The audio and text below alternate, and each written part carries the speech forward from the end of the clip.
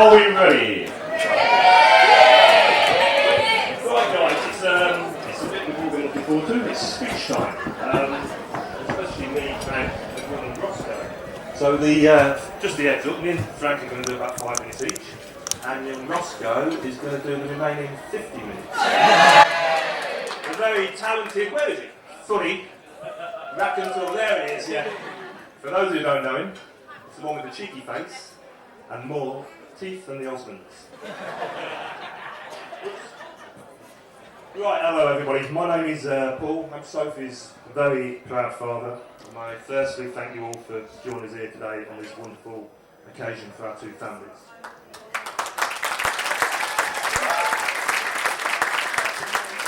For me, I think today feels extra special because of all the fantastic connections our two families already enjoy. Thanks to the Elmahon Royal Baby twinning arrangement set up by Enid and John just after the last war. So I thank you, Mum and Dad, for your part in bringing this together today. Now, watching my little princess grow up over the years, I would occasionally give thought to the prospect of her wedding day. Who, where, when, etc. And it's clear to me now, standing here in this beautiful setting with Frankie Fuller, the very impressive Frankie Fuller as my new son-in-law, a lovely man, from a lovely family, that today couldn't possibly have worked out any better.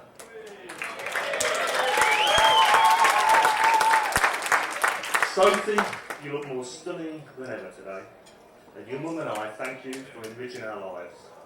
It's been a joy to watch a little person we loved and nurtured grow up to be such a beautiful, clever, funny, and above all, kind and caring young lady.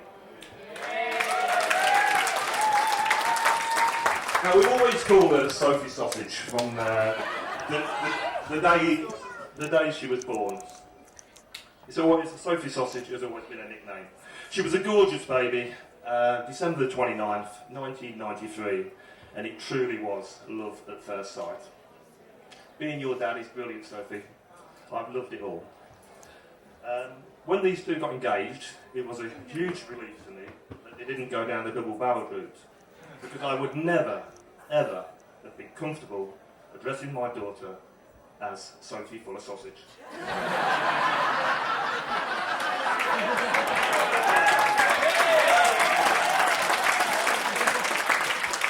Now, she was a precocious child. Singing songs weren't perfect at 2, reading and writing at 3, and doing very well throughout school and university. And she's developed into a person I admire, not just as a proud father, but objectively for her intelligence, strength of character, and wise words. For one so young, she has great clarity. Always an happy child, she liked to entertain. She would swallow cocktail sticks. She spent 2 years dressed as Snow White, and she enjoyed snake photography. An unusual hobby, I know, but it's left us with some lovely photographs I may be able to share with you later. I loved our little shopping trips over the years, so our father-daughter shopping trips, they were fantastic. And I recall bedtime as being especially entertaining. A young mind would try every trick in the book to avoid going to bed. And then once we got into bed and we're thinking chill out time, there's no Netflix then.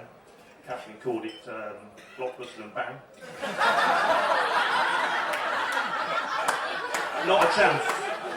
Not a chance, because she would reappear.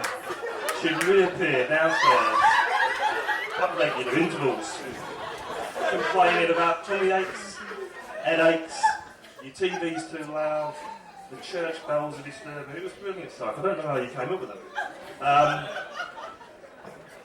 eventually cured her during the tooth fairy years by explaining to the 7-year-old Sophie, tooth safely under the pillow, if you don't stay in bed tonight and keep your eyes closed very, very tightly, the tooth fairy may come, make a mistake, and take an eye instead of the tooth.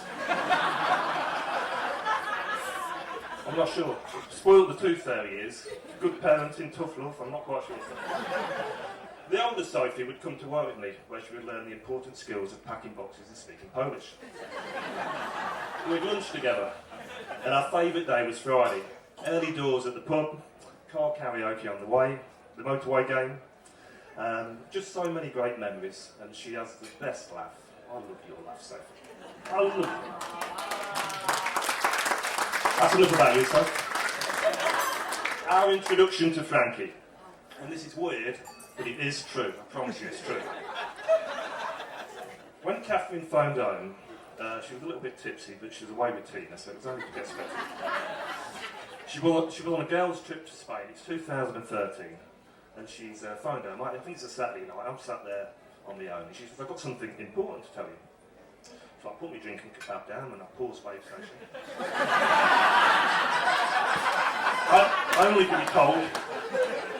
Only to be told by Catherine that she just met Sophie's future husband at the border bar. I know, that's what I thought. And I've got to be honest with you, I was somewhat underwhelmed. And that is no disrespect to Frankie, who I was yet to meet, or to the border bar, which we loved the border bar.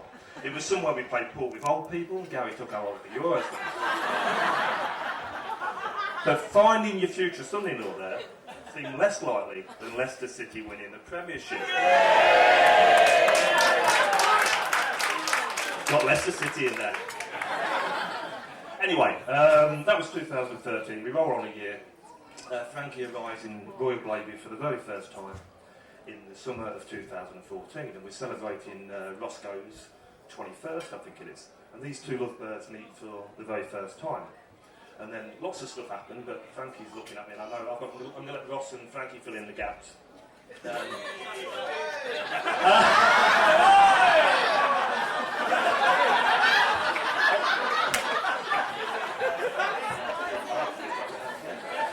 Until the relationship was finally made official with an announcement by the slightly tipsy again, but Tina was there again.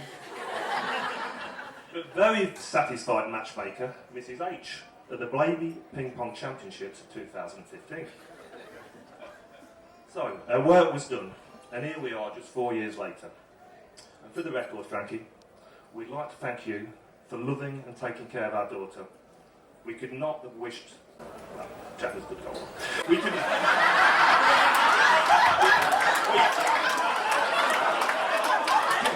Golf to one side. We could not have wished for a better son-in-law. You two make a great team and have the talent to achieve anything. So continue to make a laugh, buddy. Enjoy your adventures together next year, and I just know you're going to have an amazing life together. While we're on the thank yous, Catherine and I would like to thank you, Gary and Carla, for all their help, their efforts, their contribution in giving our kids such a fantastic wedding day. So, I would like to raise their glasses. Long live Gary and Carla.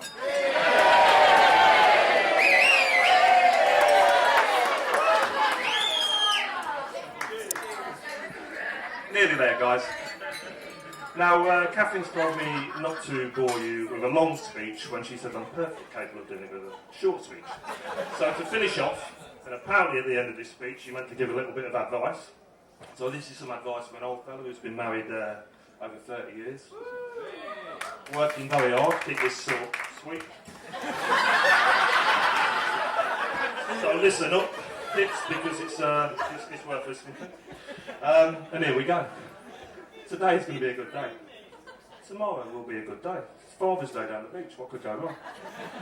But then it's Monday, and the cracks may appear. And there may be challenges along the way. We're getting there. So remember this, as one wise man said, a successful marriage requires falling in love many times, but always with the same person. Very wise, slightly bit dull, but wise. My final job, before I pass over, is to toast the bride and groom, the gorgeous Sophie and Frankie Fuller. Be happy. Be happy forever. And now, I think I'm handing over to my new son-in-law, Frankie Fuller.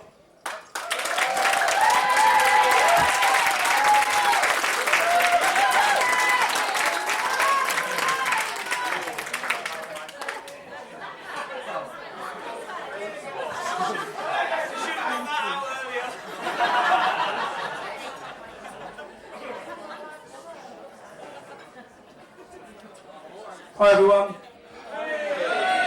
Hope you all enjoyed your dinner.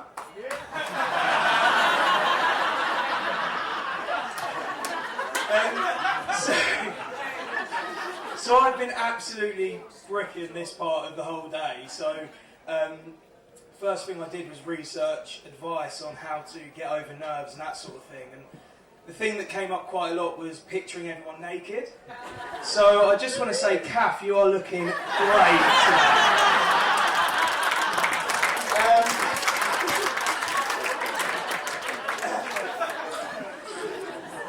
First of all, on behalf of my beautiful wife and I,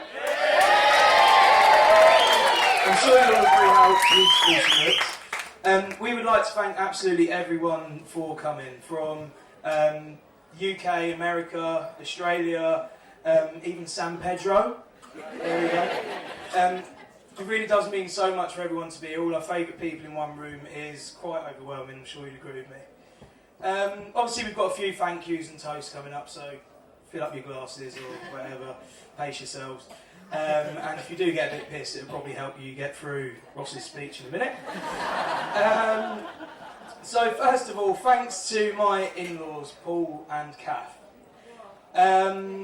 Kath, like Paul said, Kath actually called this about 10 months before I even met Soph, and after I'd met Kath, she phoned Soph to tell her she'd found the man that she was going to marry, and congratulations, Soph, she has.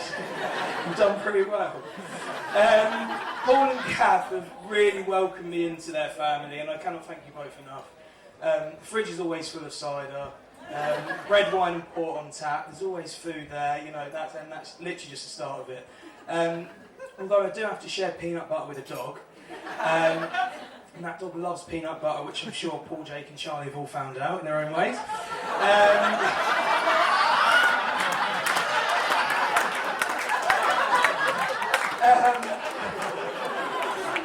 Sorry.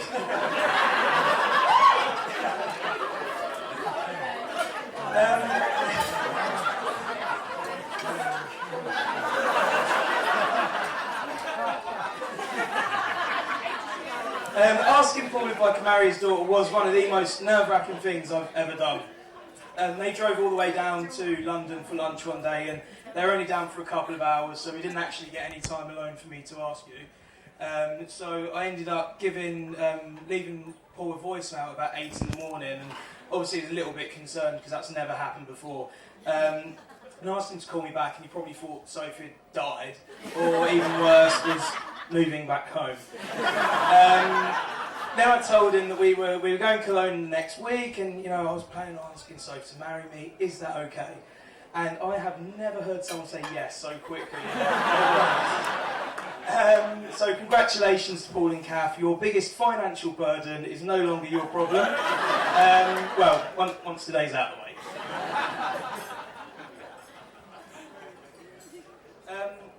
I'd also like to congratulate my mum and dad on me. I would like to thank you both for everything you've done for me throughout my life. Giving me everything I need and more. From being brought up in a bar in Bexley to a bar in Spain, it has really shaped me as a person, to say the least.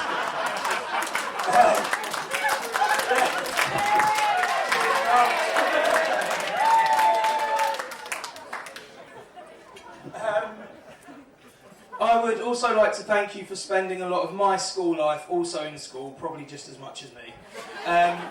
Whether that be having meetings with teachers regularly, arguing with my teachers regularly, or punching my maths teacher, Mr. Dutton, at parents' evening, thankfully just once.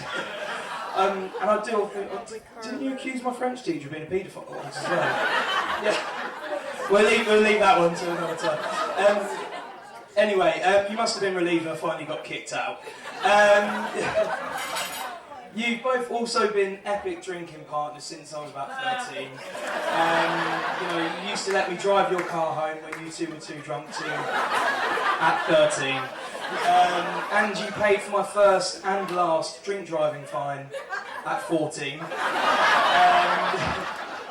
You've always had my back, and you still do. I love you both.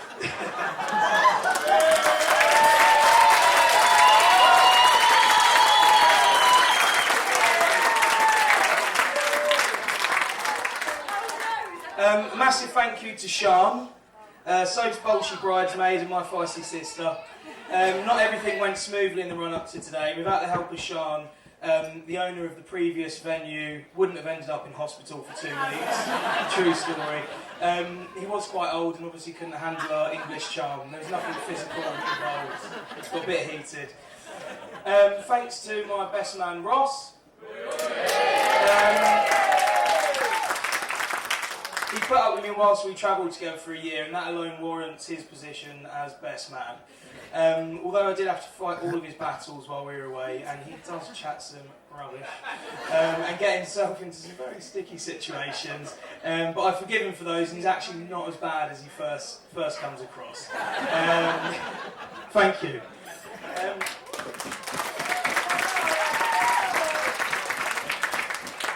My groomsman Simon.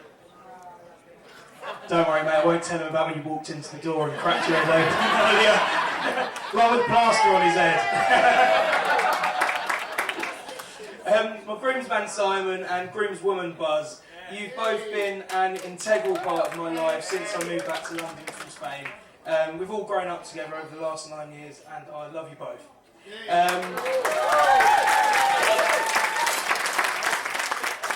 I always say my closest friends are a funny bunch, and you'd never have put us together in school. In fact, Simon is probably the sort of person me and Buzz would have bullied at school. But I guess that's proof that we do all grow up. I'd also just like to take a moment to mention someone who sadly isn't with us today. He would have been my other groomsman, but sadly life has a really wicked way. It's quite unfair sometimes, and sadly Jordan isn't with us today. So if we can all raise a glass to absent friends. Cheers, Jordan. Absent friends. He's not dead, he's just on holiday.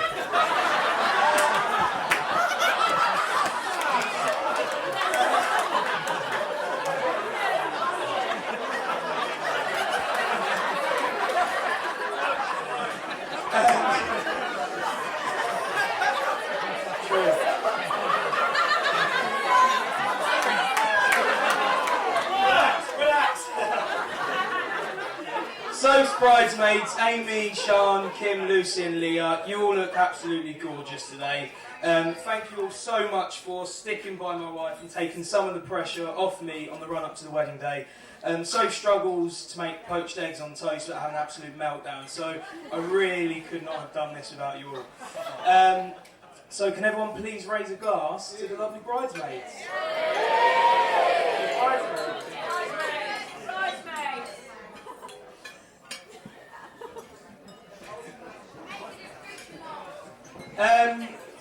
Maisie and Kira, most beautiful flower girls we could have ever hoped for.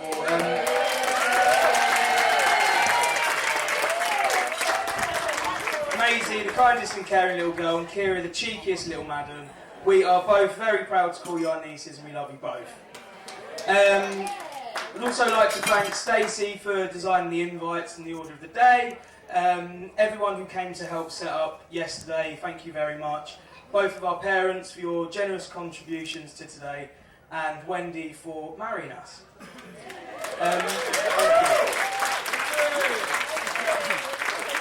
Who would have thought 16 years ago that Wendy from Next Door But One would have been the person to marry us? Weird. But great job. So, I'm nearly there guys, don't worry. What can I say about the woman that cries on average 2 times a week and has worked out that she's eaten approximately 420 pies in her lifetime? Me and Soph met 5 years ago at Ross's 21st, but our families have known each other for the last 16, but we've never crossed paths until that year. She even worked down my mum and dad's restaurant for a few months whilst we were off travelling around Australia. Sophie blossomed at around 20, so I was actually glad I didn't meet her until I did, because we probably wouldn't have been here today, to be fair. But you look cracking today.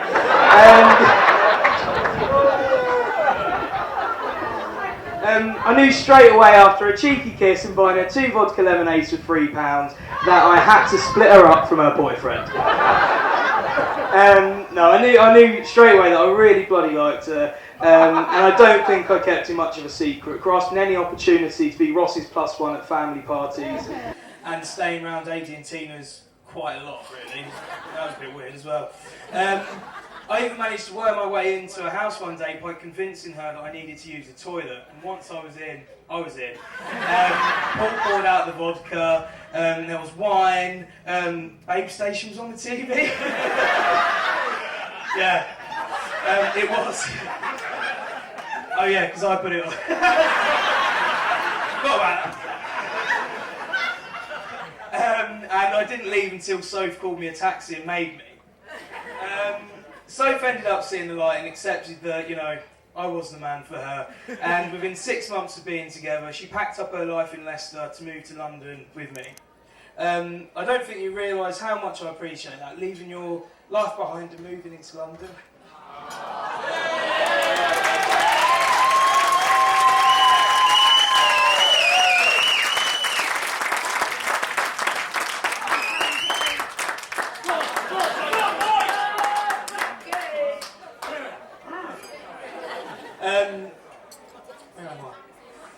Moving into London, I don't think you realise how much I appreciate that.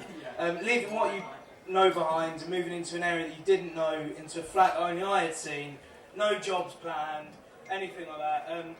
That's a pretty big deal, and I appreciate you making that massive move and not making me move to Blaby. Although after you didn't pass your trial at Hash A Burger, I did think you were going to go back.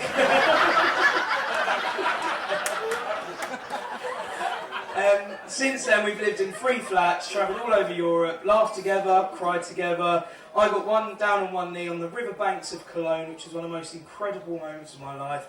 And we've generally had the best time, and I never want that to stop. I also need to thank you for putting up with me, being so understanding with what I do, and I may need to shoot off for a few weeks with work. Just because I am drinking frozen margaritas in Texas or drinking copious amounts of red wine in Malaga, that doesn't mean I'm not working hard and I'm not missing you. But you never moan and you support me for everything I do, so thank you.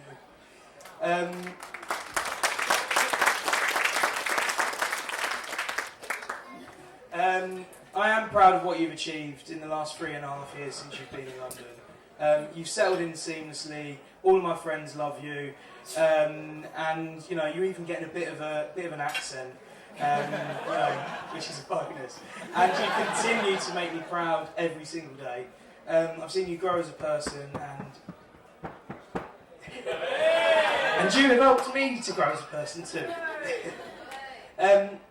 You look absolutely incredible today, as you do every single day, and I genuinely can't wait to spend the rest of my life with you. So, can everyone please be upstanding to the bride?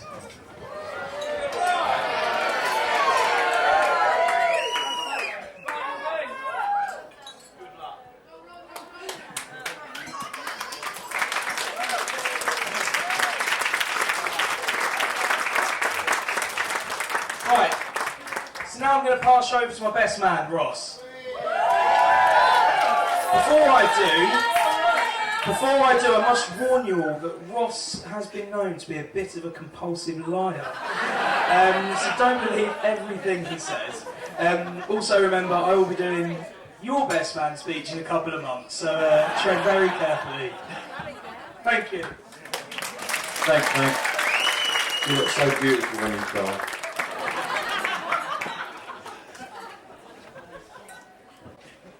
Firstly, obviously, about for the 20th time, I think I've been on the microphone, I've said good afternoon, ladies and gentlemen. But yeah, most of you probably already know me. For those that don't, I'm Ross. and I'm Frankie's best man. We've known each other for 15 years, and one of very few gullible enough to think you're actually a nice bloke. And therefore I've got the honour of being his best man. Firstly, on behalf of all of the bridesmaids, groomsmen and groomswomen, we'd like to thank both of you for including us in your very special day. I think what we can all say, it's been a wicked day so far. You can really see all of the effort and preparation that Sophie's put into it. And all of the money that Gary, Carla, Paul and Kath have put into it. Frank, you just sit there and enjoy it, mate. I'd also like to say, bridesmaids, flower girls, you all look absolutely amazing. A massive thank you for giving Sophie a hen do to remember, and helping her get ready this morning.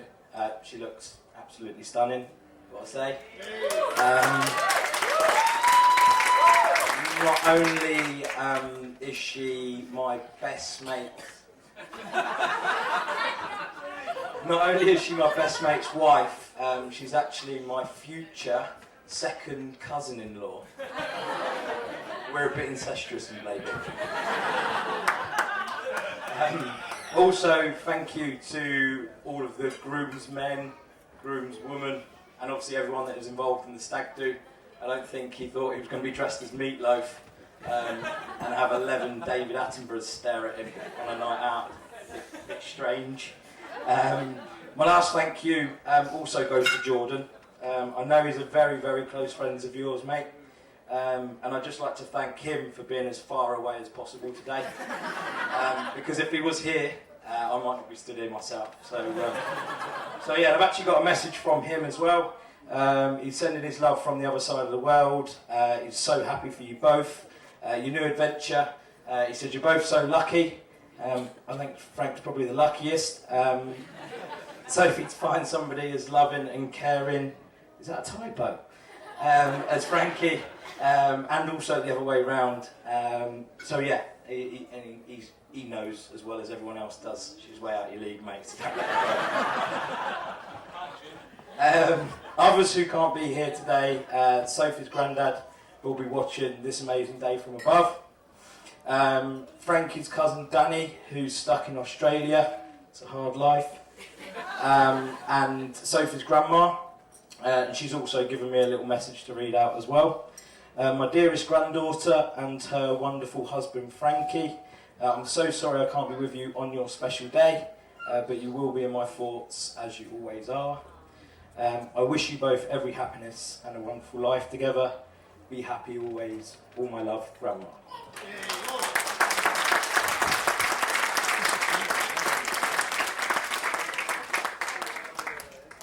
This brings me on to the envelopes. Last but not least, Stan, Frankie's long lost twin brother. He can't be here today, so if you please open envelope 1 on your table.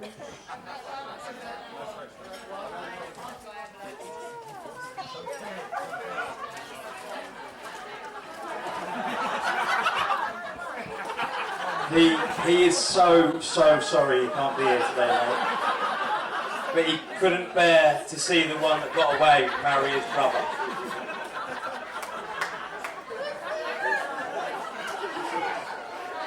It can be a bit funny sometimes.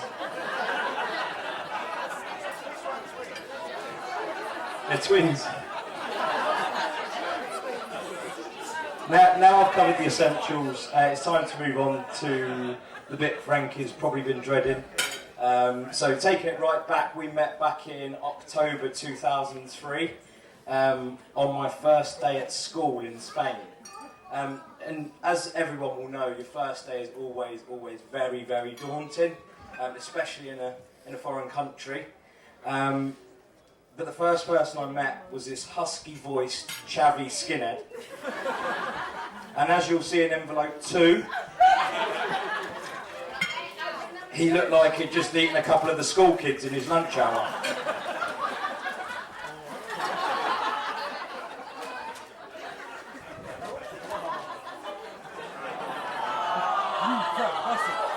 That wasn't the reaction I was looking for. Yeah, I think it is a Burger King hat, yeah. At first, I can't really say we were close, we both agree on that. He looked and ate like Bruce Bogtrotter, and he wasn't really into any sport whatsoever, and was only really interested in hanging around with girls. You would agree, wouldn't you? And the following year, his mum and dad sent him off to private school in hope of a better education. I don't think they were expecting a call from the head teacher when Frank was just coming towards the end of his GCSEs. He was turning 16. The head teacher called. His daughter had been rushed into hospital with an allergic reaction. Turns out Frankie spiked her drink with Viagra. It wasn't her drink. Gal, where did he get that from? I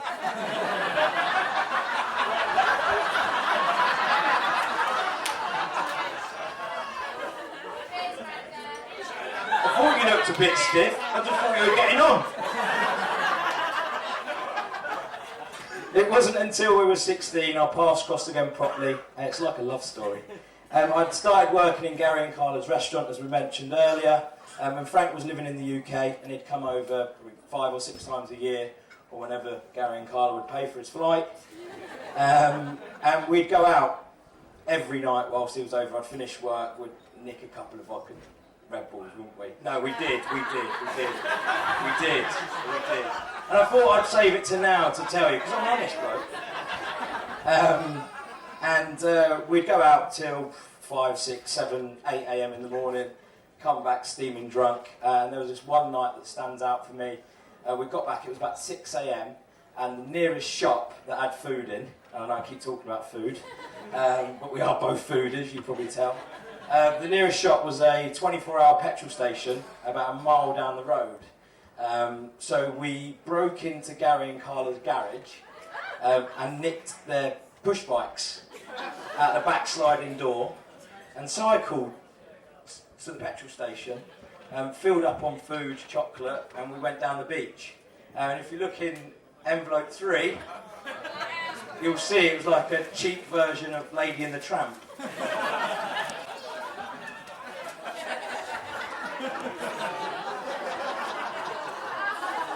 Now, we obviously knew we needed to sort our lives out, so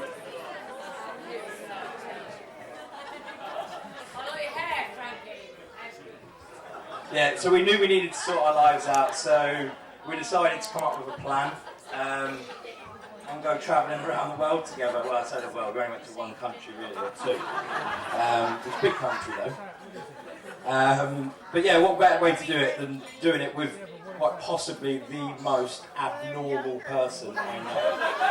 Honestly. You could only pack one pair of shoes for the whole trip because you've got size 13s and the rucksacks ain't massive. And we had a right laugh. We only fell out once. And it was about 4 weeks into the holiday. No, we were living there, weren't we? We were working. And we'd been on a night out and got in the taxi, but Frank was too drunk. He was swinging around on like the push bike lock things. And the taxi driver said, no, you're too drunk to get in the taxi. But I just wanted to go home, so I got in on my own. As we paid 25 quid for my taxi and 25 quid for his taxi, 5 minutes behind. So, yeah, we were travelling on a budget, it wasn't good. We did fall out, didn't we? We didn't speak for like 3 hours. Quite deep.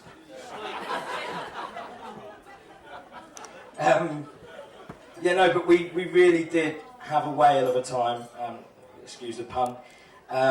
We drank, we skydived, we bungee jumped, we scuba dived on the Great Barrier Reef, we got stuck in, it sounded like Paul then, it's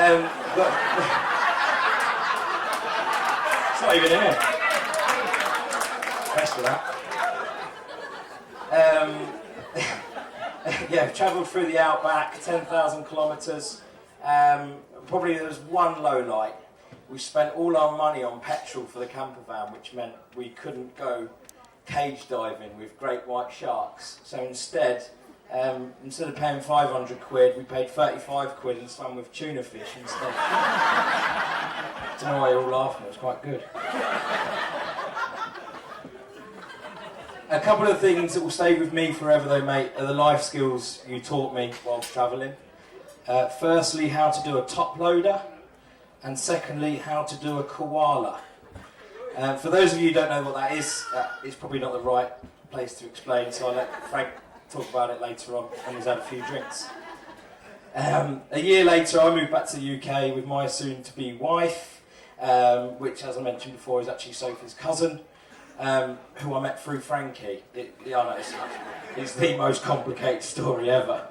And from what I've heard, Sophie was always great at picking shit blokes, until a few years ago, when she met this kind-hearted gentleman who had a great job, working in lots of different locations, always nice to her, bend over backwards to make her happy, and she gave all of that up for my best mate Frank.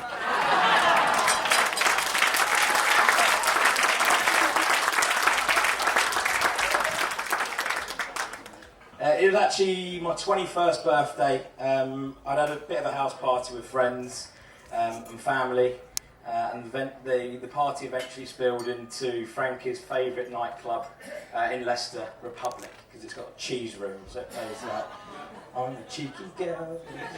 Loves all that stuff. And out the corner of my eye, I see what I can only really describe as this greasy, drunk mess, forcing himself onto what I can only describe as this beautifully perfect, mousy blonde-haired specimen.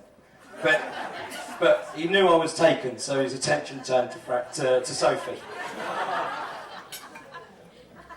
And within minutes they were snogging each other's faces off, and still to this day I'm not 100% sure what happened in the next 30 minutes. Frank...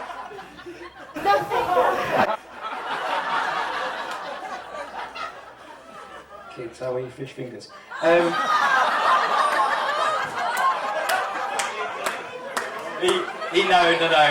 But Frank's honest bloke, and he told me what happened, so I believe him, but we'll just leave it there. But actually, no. Did he send you it as well? No, I'm only joking, I didn't. But it didn't end there. The next day when Sophie was actually sober, she wasn't really that interested. He'd call me every Friday, book a train to Leicester, and I'd have to go and pick him up and drop him back on the Sunday. And he'd just sit around the house with his head buried in his phone, texting her constantly. I don't even think she was texting back. No, genuinely. And I thought she was going to take a restraining order out on you, mate. I really did. I was concerned for your health. I was concerned for my own. I nearly took one out on you. He was there every weekend. And in the end, I got him some keys cut. But for some reason, I don't know what it was, but he could never lock our front door. He'd get himself in such a mess, and he'd almost come upstairs, wake me up to go down and lock the door for him, because he'd just been up drinking and texting himself. Well, texting nobody, really. And with not much joy from Soph, his attention soon turned to Kath.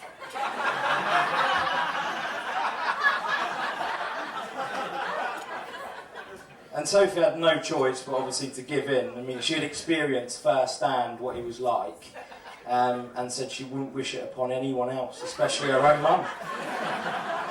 So she took one for the family, and gave in. Great decision, Sophie. You've done everyone a favour there. And now they live in London together. He only actually texts me when he wants something, or to tell me he's coming up to Leicester to see Sophie's family. He normally gives me about 10 minutes of his time.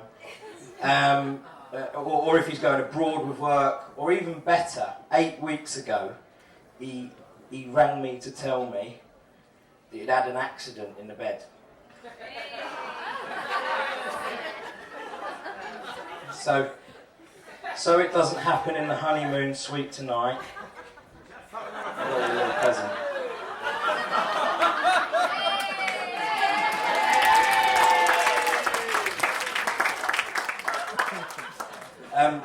Sophie, you deserve a lot more credit than you get.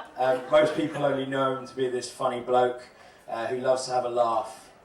Wrong. When he's hungry, when he's off the booze, when he's at work, when he's at home, when he's asleep, when he's awake, morning, noon and night, he can be one miserable bastard.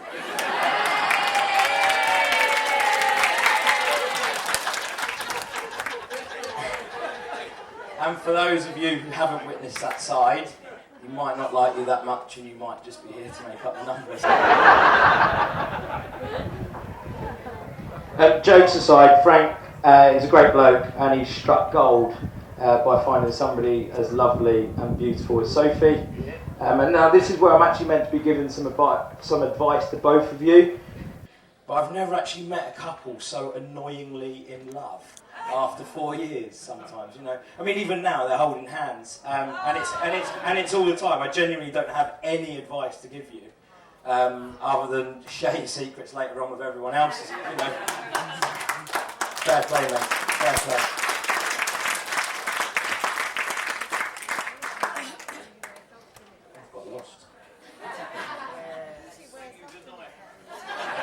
Yeah, sorry, we will eat in a minute.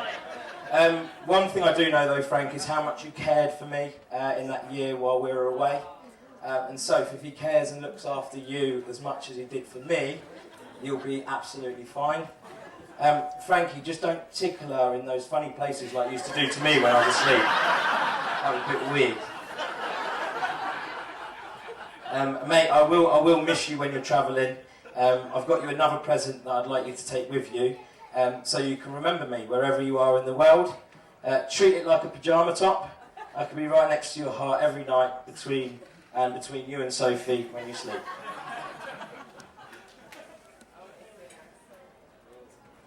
The biggest size they had, mate, was triple XL. I hope it's not too tight.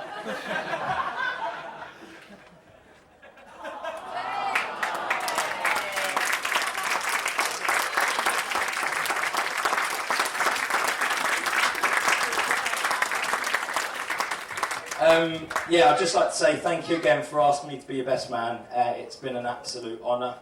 I wish you both all the best for the future. And I can't wait to see what the next 30, 40, 50, 60, I would say 70, but it's pushing it, you do drink a lot, years bring. Ladies and gentlemen, can I please have you all upstanding?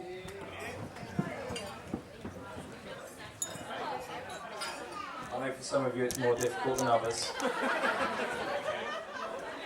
Let's please raise your glasses to the new Mr. and Mrs. Fuller.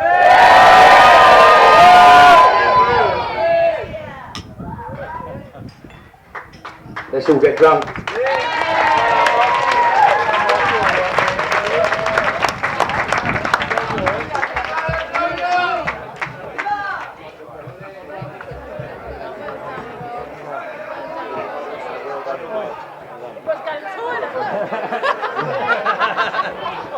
Scott ran right past everyone and got in there.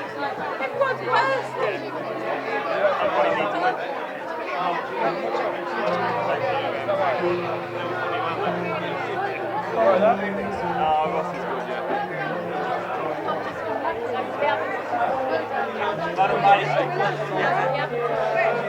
Free.